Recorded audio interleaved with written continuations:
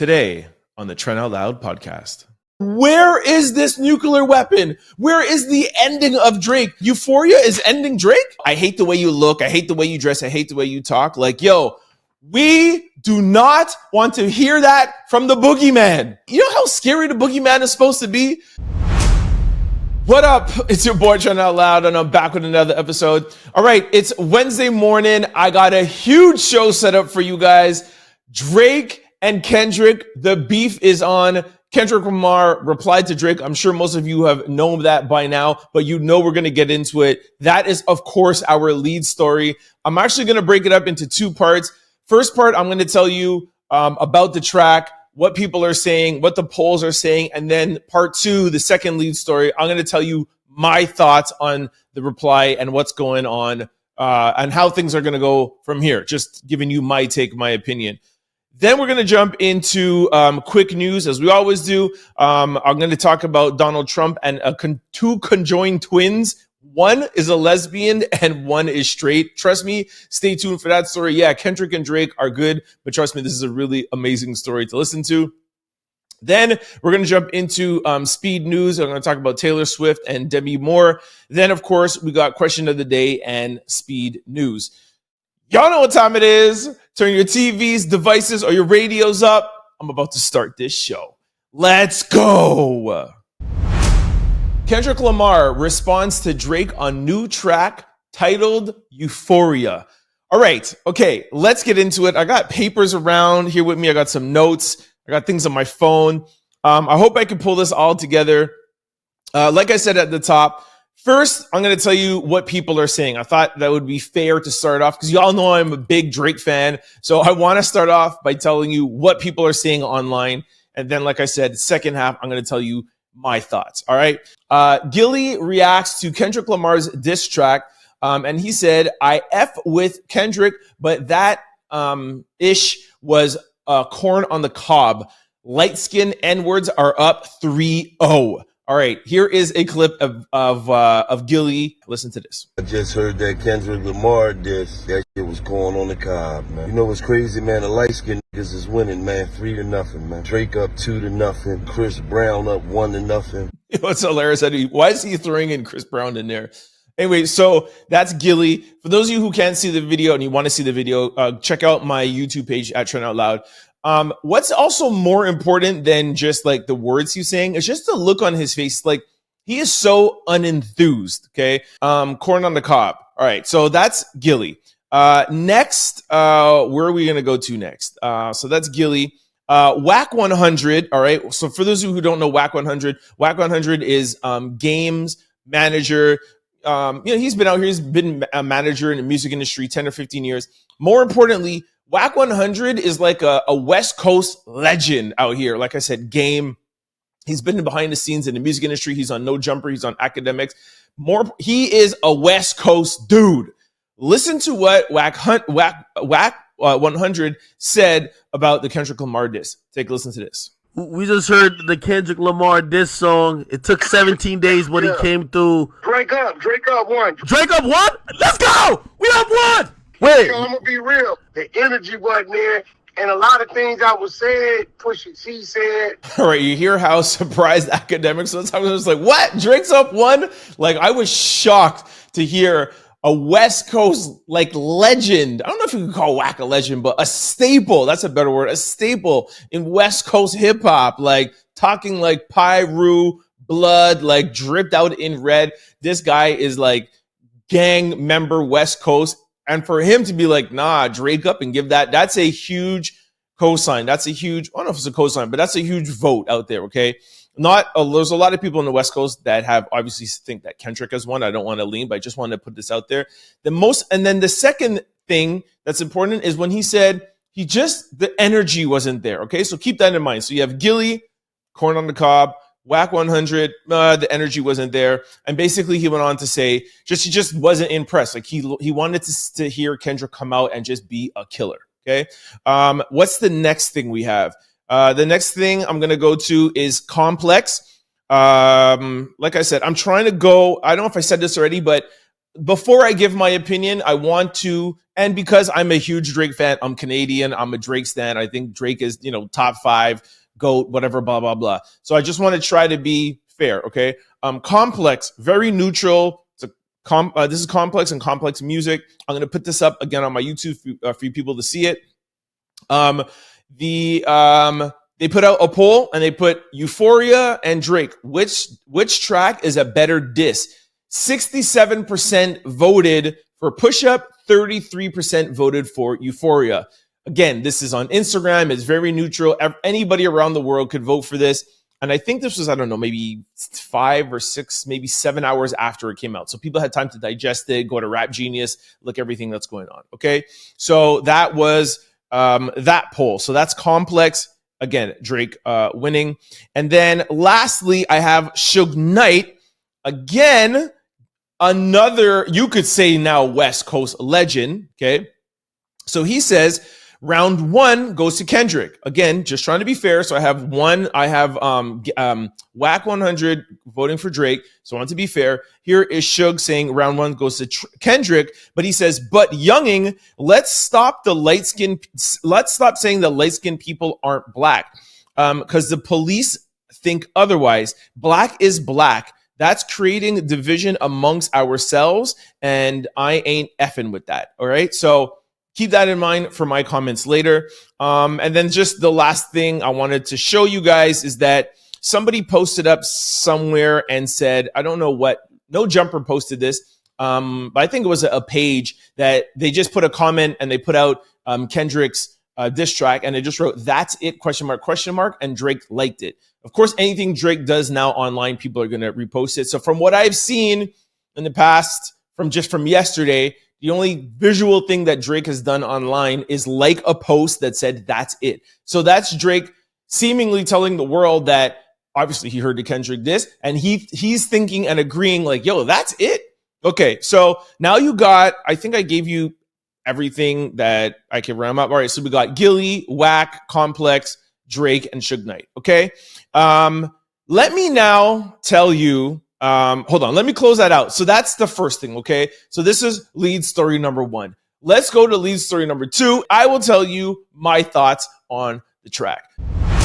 All right, now here is my take on Euphoria. Hopefully in the last segment, I stayed as neutral as possible and told you guys things objectively. Here's my thought. I'm just going to be straight up first and just tell you, I thought it was a good track, but like the title of this podcast, it was non-nuclear. We keep on hearing from Joe Budden, we keep on hearing from academics, we keep on hearing from the industry that for the past 4 years, Kendrick Lamar has this nuclear weapon that's going to end Drake's career. You hear Kanye West saying, yo, we are so excited to be in the studio to eliminate Drake. And we have all these people ganging up like, yo, where is this nuclear weapon? Where is the ending of Drake? Like, Euphoria is ending Drake? Like, give me a break. Like, I am so unenthused. And that's why Gilly is unenthused. That's why Whack was unenthused. And that's why even Suge that was like, all right, I'm giving round 1 to Kendrick, which he's just doing it because he's West Coast. That's why shout out to Whack for just keeping it real. But even Suge was like, okay, but dude, like, you're going to really go and start to saying like, oh, Drake's not black. Oh, yo, Drake's not, he can't use the N-word. Like, that's the nuclear weapon. That's what's going to end Drake. Like, give me a break, bro. You have Mexican people, you have white people, you have everybody saying the N-word. Now you're going to say a non-biracial person can't, you're going to say a biracial person can't use the N-word? That is the nuclear weapon? That is what we're going to be talking about? Like, I obviously know this is probably not a nuclear weapon, but the point to me why Kendrick loses this round is because, yo, the like that was supposed to be the warning shots. Like, let's go with the track. Like, let's go on with the beef. Like, you know what I mean? Like, this is what I'm disappointed in. And this is why, to me, Kendrick is taking an L. Like, the round 1 goes to Drake. And, like, Kendrick came out with his warning shot like that. That was supposed to be light. Drake came back with Push Up. Everybody agreed he did what he was supposed to do. He directly spoke to Kendrick. He said his name. He said what he had to say to him. He wasn't like lightly tapping. He took shots. He took jabs, however you want to call it. Everyone's referencing to boxing. Kendrick was supposed to come back with the nuke. You're not supposed to come back with light jabs.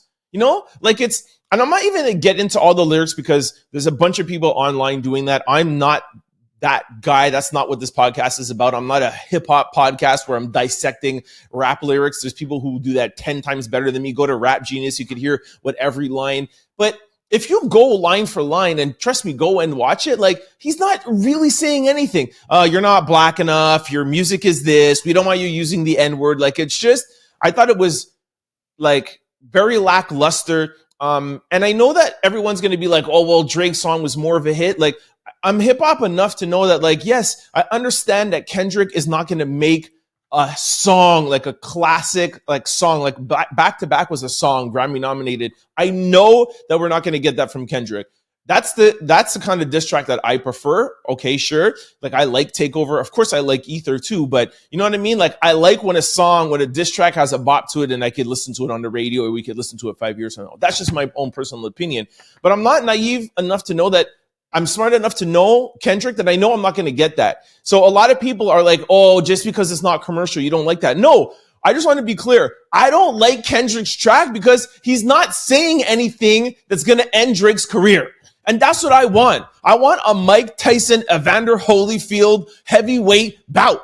Like, I'm tired of this lightweight, oh, I'm going to slap you. Oh, I'm going to poke you. Okay, I'm going to, like, where's the fight? Like, this is it. Like, this is what is pissing me off. And I'm actually just really upset. I'm excited that he at least replied because people are like, yo, he might not reply. Yo, Kendrick, da-da. I'm happy he replied. I'm happy for hip hop, but it was just, ugh, like, I want a fight. Anyways, I'll go into some points to back it up. All right, so that was my first thing. It took me like 5-minute rant, but no knockout punch. That was the first thing. Second thing, just blah, blah, blah. Like, he made a line about FUBU. You're more Tommy Hilfiger than FUBU. For those of you who don't know, like, Tommy Hilfiger was said to be like a racist brand, and then black people are like, you know, in hip hop, we used to wear a lot of Tommy Hilfiger. Then they didn't because Tommy Hilfiger was said to be racist. And then, of course, FUBU came out. So it's like, again, why are we bringing the racist? Like, let Rick Ross deal with that stuff. Like, there was just like, Ross shouldn't even be in this. Like, why are you taking lines and cues from Rick Ross? You're supposed to be the boogeyman. You're supposed to be Kendrick Lamar. Like, I want you to come with a bazooka and blow this guy's head off. Like, as much as I like Drake and I want Drake to win, yo, I want to see somebody go at him like that. Like how Pusha went at him. Like, you know?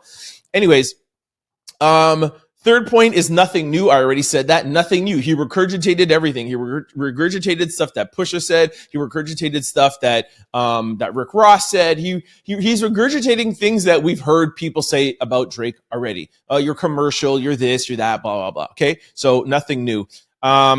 He put out. Okay, this was a kind of a good threat. This is one line that I like. He said, don't lie on me and I won't tell truths about you. He says that right, like in the beginning, there's like kind of like an intro, and then he says, don't tell lies about me and I won't tell the truth about you. Boom, and the beat starts. That's good. See, when I say, yo, it's a good track, like, yeah, it's not commercial, but that was probably like my favorite line in the whole thing. So I give him props for that. He said, I don't shoot directly at you before. Oh yeah, this was like that gun reference when it's like something like playing with guns, and because referencing back to Drake, when Drake said to him that he's never played with guns, people in his crew does, and he said, I have played with guns, but I never really directed it at anybody, and people told me to direct it at you, and now I learned from that mistake. Again, that's another warning shot, you know, like now I'm going to stop telling me what you're going to do, because you did that on Like That, and you've been doing that for the past 10 years with Drake. I understand Drake's done it back to you too, but you're the one who started this. Stop telling me all the things that you want to do and do it. That's what I want from Kendrick. That's what I want from the boogeyman. You know what I mean? Then he makes fun of the Toronto accent, talking about Crody and fam and this. And it's like, yo, Drake has been on SNL and made a whole skit making fun of the Toronto accent. And if you talk to anybody in Toronto, you talk to real dudes in Toronto, the Toronto accent in itself is making fun of itself. That's the whole thing about the accent. Like, we're not we're not thinking that the Toronto accent is like a New York or an LA or a British accent. The whole Toronto accent is a derivative of Jamaican West Indian slang, and it's almost kind of making fun of our slang. So the fact that you want to try to make fun of the Toronto accent, we already beat you to it. We're already making fun of it on our own. You know what I mean? So like, you make no sense. Anyway, so again, like I said, that's all stupid stuff. Leave that to, Drake has already made fun of that himself. Like, that's what we already do. So I thought that was weak. Nothing personal. He has said nothing personal about him. And that's what we're waiting on. That's what this beef is supposed to be. Like I said, like, how Pusha T and Drake, that's what we're expecting. That's what I'm expecting. All right. So still, again, nothing personal. So again, this makes it a warning shot. People are online of like, yeah, this is Kendrick. He's putting Easter eggs for you to go and research again. And I totally get it. Like, I understand. I like that kind of rap too, where it's like, yo, what did he say? And, as the days go on, some people are going to discover more and more things about the track. Like, oh, this means that, and this is that. But I'll give him props for that. It's clever. And that's what he does best. Great. You have that even over Drake. I'll give you that. But again, we're not talking about who has the best metaphors. This is supposed to be battle rap.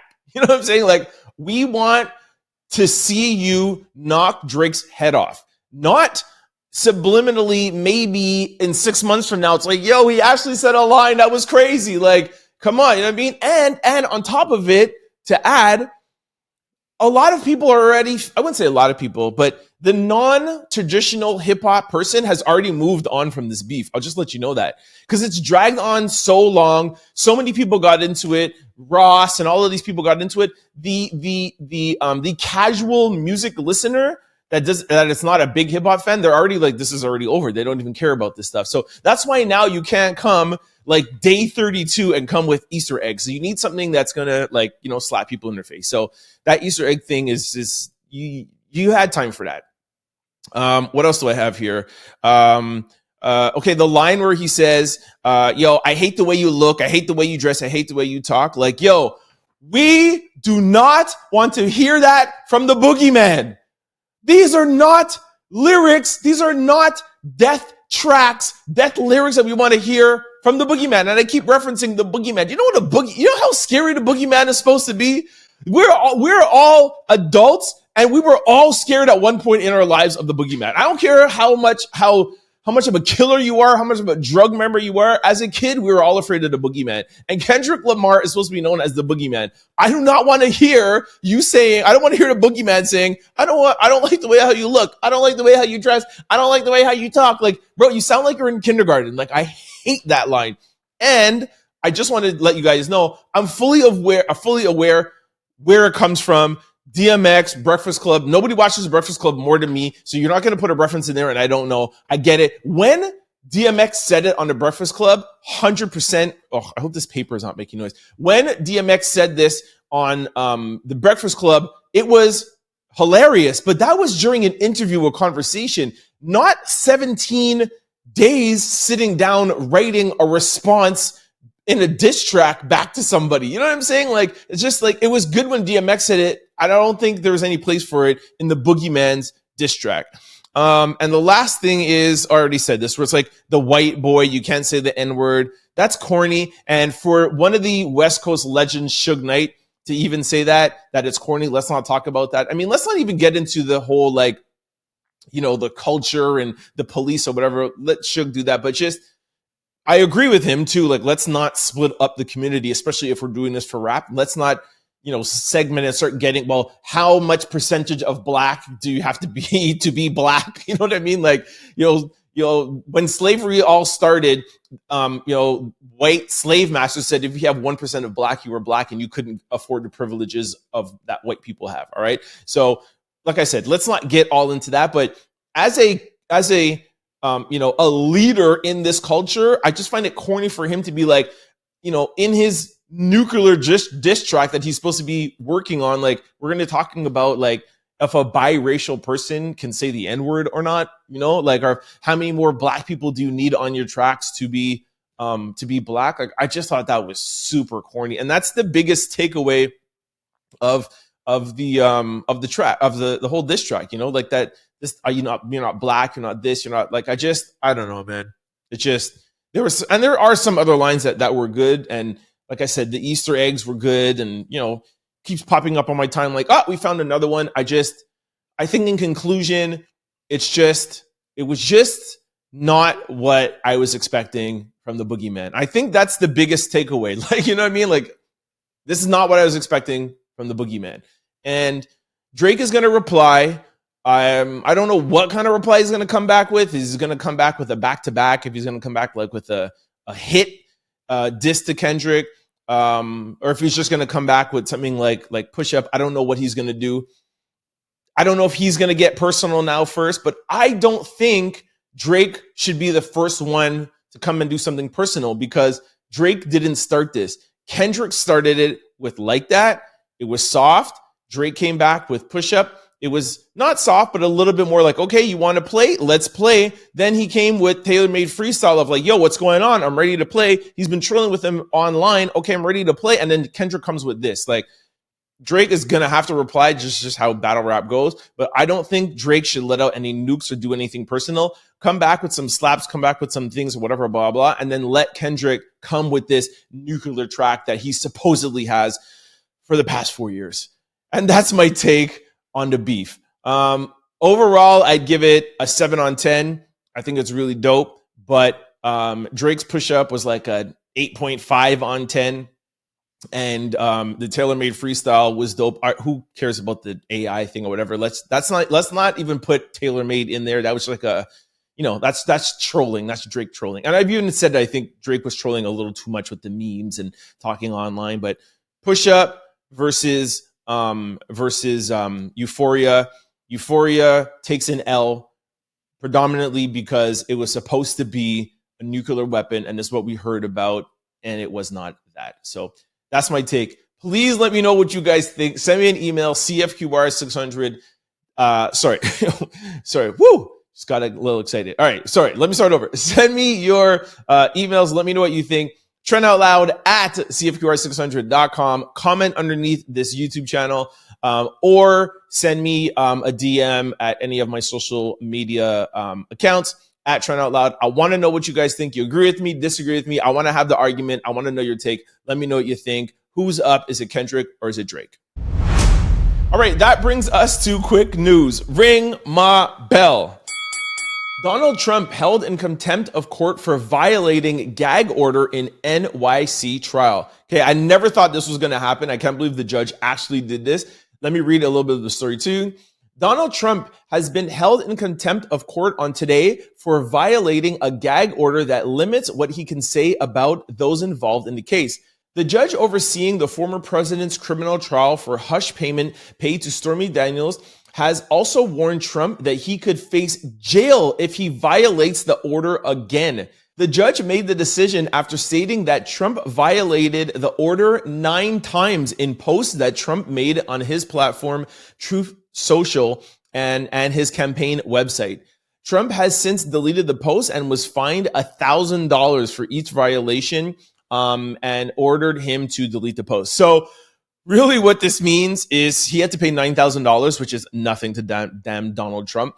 But I think the most important thing of the story is that he actually warned him that if Donald Trump does this again and violates it again, he could face jail time, which I really doubt the judge will ever put Donald Trump in jail. But this is a warning, which I thought it was something that we would never see, but it has been done. Let's see if Mr. Big Bad Teflon Don Donald Trump continues. Like I said, like the story said, this guy did this 9 times because he does not care. I want to see if he's still going to push the buttons, push the judge's buttons, and force the judge to put him in jail. Let's see what happens. All right, in our second speed story, this is the story of the day. I know Kendrick and Drake was good, but trust me, listen to this story. Two conjoined twins discuss having different sexualities and why they no longer masturbate, and they say it's uncomfortable. All right, let me read this story to you.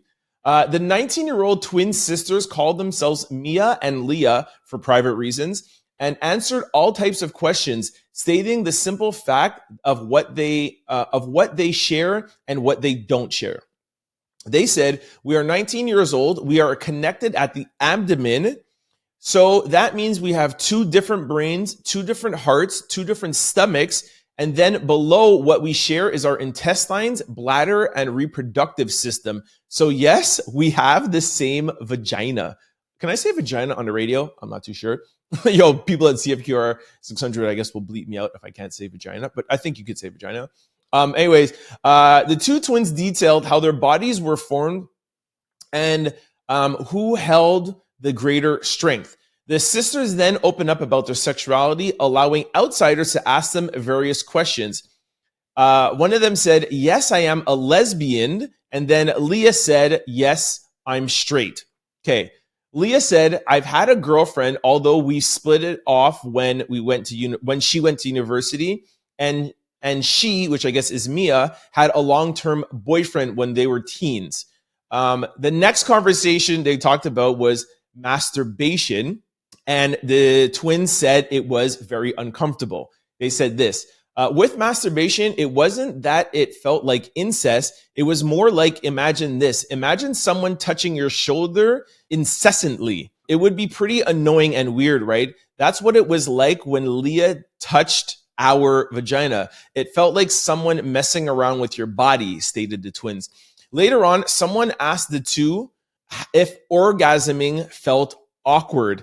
And one of the sisters responded and she said, laugh out loud, "It's not emotionally awkward. We're experiencing life together. That's not any grosser than anything else. It's more just physically uncomfortable. I can feel when my vagina is touched, and it would be horrifying to have somebody who is not in a relationship with you touch your private parts, and the same goes for Leah. Imagine having somebody touching and playing with you who you're not even involved with. Yeah, it feels kind of weird."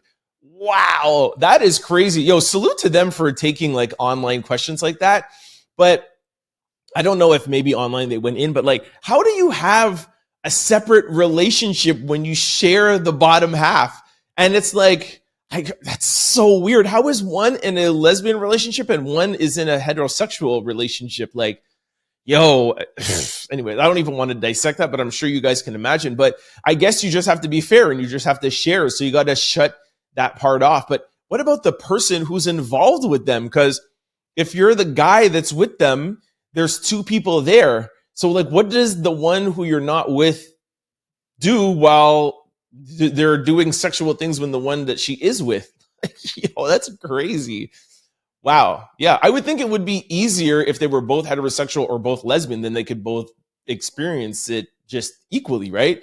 Anyways, yeah, shout out to, I know there's not the real names, but shout out to Mia and Leah. That is a crazy story. If any of you guys know more about the story or know if there's a video to this or whatever, I just saw it online. But if you know there's a video to this, I would love to see it. Please send it to me, Trent Out Loud at CFQR600.com or any of my social handles at Trent Out Loud. All right, this brings us to speed news. Ring my bell. Taylor Swift claims the top 14 spots on Billboard Hot 100. She was the only artist in history to hold top 10 spots in the charts in 2022, and she has done it again.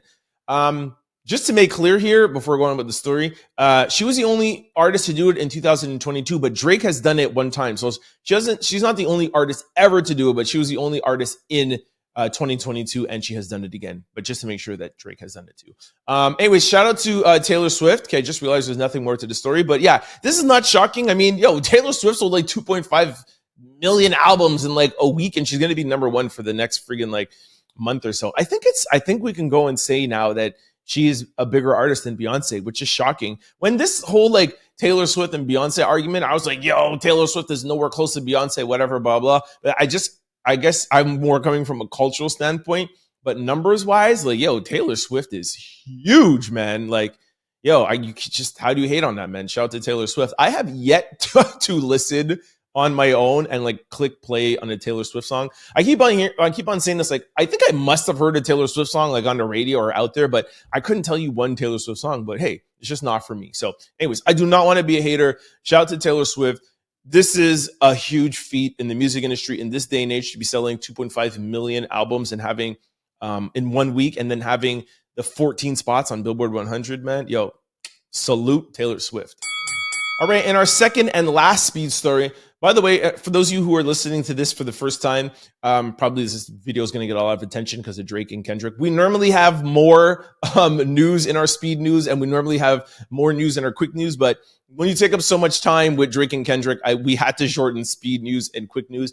But letting you know, we only have 2 in each today because we need to have time for Drake and Kendrick. All right. So in our second and last speed story, Drew Barrymore interviews VP Kamala Harris and tells her we need her to be Mamala of the country. This was so whack. Sorry, Drew, because I know Drew's a good person, but this was horrible. Listen to the interview. Really all need a tremendous hug in the world right now. Yeah. But in our country, we need you to be Mamala of the country. For those of you who are listening to this, man, trust me, go to my YouTube page at Trent Out Loud and watch the video. Kamala looks at her like, what are you talking about? And they're both sitting on the couch. I don't know if any of you have ever watched the Drew Barrymore show. I have never, but any clips that I ever see, they're on this big couch that it looks like it could fit 10 people. And Drew is always right up, almost face to face with the guest and touching and holding their hand. And everybody that goes on that show looks uncomfortable. Why are you so close to me? I remember seeing a clip with her and Oprah, and she's holding Oprah's hand and being, it's super awkward. I think her and Oprah are neighbors. I know they're close, but anyways, Drew Barrymore's style is different. And no, I don't agree that we need a Mamala in the country right now. Well, first of all, I'm Canadian, but for the US, we need leadership. You know what I'm saying? This is not Mamala would be cuddling and nurturing and hugging. No, we need leadership. We need Kamala and Joe Biden to go out there, say what they're going to do that's better than Donald Trump. Legislation. What are we going to do? What are we going to do for the next 4 years? And go out there and campaign. And I'm not on the Democratic or Republican side, but they need to do what Trump is doing. Trump is out there saying, Biden is not good. He's old. He doesn't know what he's saying. Boom, boom, boom, boom. He's telling you, when I get in office, I'm going to go and do this. Joe and Kamala need to do the same thing. Donald Trump is, he has 92 charges. He's on trial. This is what you want. You want an attempted coup. Look what he did January the 6th. This is no time to be soft and be all hugging the country. The U.S. needs a leader and someone to step up. I'm not saying that can't be a woman. Please don't get me wrong. You guys know I'm always on women's side. But I'm just saying, regardless of the sex of who it's coming from, we need leadership and we need somebody to fight and to put their damn foot down about this Mamala business. This is just crazy. All right, this brings us to question of the day. All right, I feel like I've been a little bit angry today. This Kendrick Lamar and Drake battle got me hyped up, man. And now I'm mad at Kamala and Drew Barrymore. Okay, question of the day. Let's keep this light and fun. If you could create a new ice cream flavor, what would it be? All right, give me some jokes here. Don't say Suave 82 wrote Ozempic. That's actually hilarious. Somebody said, I'm not going to give away my $1 million idea. That's funny. Sarah Skyrocket 82 said, strawberry and light skin Oreo. What the hell is a light skin Oreo? But I get the strawberry and Oreo. That would be pretty dope. Has Oreo ever made? I'm pretty sure Oreo has made a strawberry coloring inside. Anyways, Mel International _ Jones said cookie dough without the chocolate chip. Oh, that's a good idea. Cookie dough, because I love cookie dough, but I don't like chocolate. So cookie dough without the chocolate chip, that's a good idea. Somebody said Trey lychee with strawberries. I don't know what Trey lychee is, but I guess you guys like strawberry. And I'm a big strawberry fan, so I second that. Row _ 88 wrote blueberry cobbler cheesecake. Okay, I'm sure there's been an ice cream flavor with that. Smooth _ Nana wrote rum and raisin with chopped up pieces of Biscoff cookie. It would be called rum cookie. Okay, I don't know what I think Biscoff cookie. I think that's an Italian thing, but I'm Jamaican, so you ask any real Jamaican, they'll tell you their favorite ice cream flavor is rum and raisin. So anything rum and raisin, I'm down for. Somebody wrote cookies and cream and peanut butter pecan mixed. Okay, dude, you could do that at Baskin Robbins tomorrow. Creme brulee. Hey, that's true, huh? I never had a creme brulee ice cream, but I'm sure that exists though. Somebody said codeine, so all the celebs will buy it out. That's hilarious. Mixed peanut butter mixed butter pecan and cheesecake flavored ice cream with a little bit of caramel. I'm sure they have that at Cheesecake Factory. But I was at Cheesecake Factory when I was in Atlanta last week. Shout out to the Cheesecake Factory. Somebody said carrot cake ice cream. Sure, that must exist. Pomegranate and cherry gelato. Interesting. Watermelon. I'm sure that has it. Turmeric caramel. Pecan crunch. Turmeric. Isn't turmeric like that shot in the morning that tastes horrible? Why would you want that in your ice cream? Nut butter flavor, espresso, eggnog. Is there an eggnog ice cream? Yo, that would be so dope. She said eggnog and coconut. No, I would just do eggnog ice cream. That'd be dope, man. Bread pudding ice cream. That's another Jamaican. Bread pudding ice cream. That is really good. Chicken and waffles ice cream. Yo, I hate when people say food in a dessert. Like, how could you have like lasagna ice cream or whatever? You know what I mean? Like, or steak ice cream. That's horrible. Somebody said sour sop. Again, Jamaican. Cookie dough, brownie, and caramel. You can have that. All right, I'll read two more. Somebody wrote Malibu rum. That would be good. Okay, strawberry daiquiri, red velvet. I'm sure there's a red velvet. Somebody said extra rum and raisin. Yo, I'm here for that. But it's a new one, right? The question is a new ice cream flavor. I'm not good at this, man. What would be my new ice cream flavor? Oh, I know. Condensed milk ice cream. Yes. Condensed milk ice cream. For my Jamaicans out there, you know what I'm talking about. I think that's even a West Indian thing. Condensed milk ice cream. That's my vote. Anyways, good comments today, y'all. All right, this brings us to sports news. All right, you know we got to talk about LeBron. Yesterday's podcast, I was making fun of LeBron losing. Shout out to the Denver Nuggets for sending LeBron home. Like I said, for those of you who are new, I do love LeBron off the court, but on the field, on the court, I do not like LeBron. I definitely am a Jordan Kobe fan. I think Jordan is the GOAT. So that argument I hate. So I am anti LeBron. But I do love him as a person, and I love what he does for like the Black culture and everything that he does off the court with his schools and everything. But I do got to drag him when he loses. So LeBron now, after his pros conference, and this is now again why I make fun of him. You're not retiring. He's just doing this so that people won't talk about the fact that he almost got swept and that he's out the first round. He did this last year. So somebody asked him, how much longer are you likely to play? His answer should be, yo, we just lost. I'm so mad that we lost 4-1. I'm mad last year that we got swept. I'm mad that I put this team together and we only got out of round one. I can't think about anything else. No, what does he say? He deflects and says, what more is left? I've done everything I can do. So at this point, at some point, you got to hang it up. He ain't hanging it up. He ain't going nowhere. He also said, I've missed a lot of family time and they've allowed me to do that and never put pressure on me. That's something, point two. I don't know. They blocked that out. Is that ish important too? I guess he's saying that ish is important too.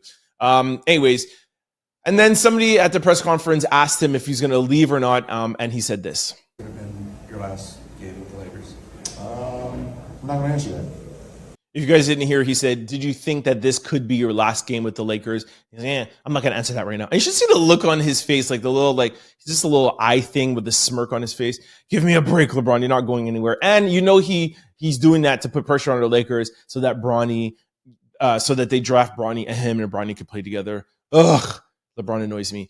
All right. The last thing about LeBron is there's a viral video going on about LeBron. And he kind of I don't know how to say this, for those who can't see, but when you flinch at somebody, I'm going to go hit you and you try to make them flinch. And apparently he did that to a woman on the court that said he was acting like a little crybaby. I don't know if he's going to get fined or get in trouble for it, but it's something happened where he was complaining about a foul and he was walking by and then he flinched at the lady.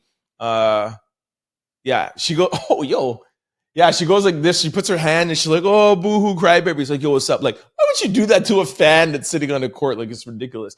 And then he went and made fun. And then I think he went back to somebody on Denver and was like, yo, this fan and the thing was making fun of me. Anyways, those are the things that annoy me about LeBron. All right. That's it, man. I went on a lot of rants today, man. All right, that's it. I'm gonna wrap up the show. I went a little bit over time, but thanks for hanging with me. Please send me your emails. Let me know what you think about the Kendrick and Lamar beef. I definitely want to know where you guys stand on that. But that's it. It's a wrap for me. Thanks for hanging with me. For those of you who are watching this on YouTube or listening to this on podcast platforms, please always know that you can check me out on CFQR 600 weekdays from 11 to 12. We do play the Trent Out Loud podcast, but we mix it in with 90s and 2000 hip hop and R&B. Check us out anywhere in the world, any device, CFQR600.com. Log in, press the button at the top, listen live from 11 to 12. You will hear the Trent Out Loud podcast. Check it out. It's a dope show. Vice versa, if you're used to listening to this on CFQR600.com, or on 600 AM in your radio in Montreal area. Just remember, you can always catch this show on YouTube or on podcast platforms. Let's say it's 11 o'clock, you got a meeting, you got a Zoom, you can't always catch it on the radio. The show is always up on YouTube or on platform the same day. You can watch it on demand at any time you can. Thanks for hanging with me. Thanks for checking me out. It's your boy. Peace. Don't forget to like, comment, and subscribe. It's your boy, Trent Out Loud. Peace.